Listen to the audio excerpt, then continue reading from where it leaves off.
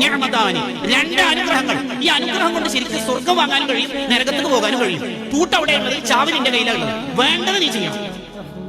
വബ്തഗി ഫീമാ ആതാക അല്ലാഹു ദാറൽ ആഖിറ, നിനക്ക് തന്ന അനുഗ്രഹങ്ങളെ കൊണ്ട് നീ സ്വർഗം വാങ്ങണം. അതാണ് അല്ലാഹുവിന്റെ ആഗ്രഹം. അല്ലാഹു നിങ്ങളോട് അതാണ് പറയുന്നത്. ആ പ്രഖ്യാപനത്തിന്റെ വിശദീകരണങ്ങൾ നോക്കുമ്പോൾ നിഅമതാനി, രണ്ട് അനുഗ്രഹങ്ങളെ വേണ്ടതുപോലെ ചെലവഴിക്കാത്തത് കൊണ്ടാണ് 90% ഫൈൽ ഡൗൺ. ഇത് ശരിക്കും നമുക്ക് പറഞ്ഞത് നമ്മളോടുള്ള സ്നേഹം കൊണ്ടാണ്. അധികം ആളും തോറ്റു പോകുന്നത് ഇതുകൊണ്ടാണ്. മക്കൾ, നിങ്ങൾ ഇത് തോൽക്കരുത്. എന്താണ് ആ രണ്ട് അനുഗ്രഹങ്ങൾ? ഒന്ന് അസ്സഹത്തു, ആരോഗ്യം. ആഫിയത്ത്, ആഫിയത്തിന് പല അർത്ഥങ്ങളുണ്ട്.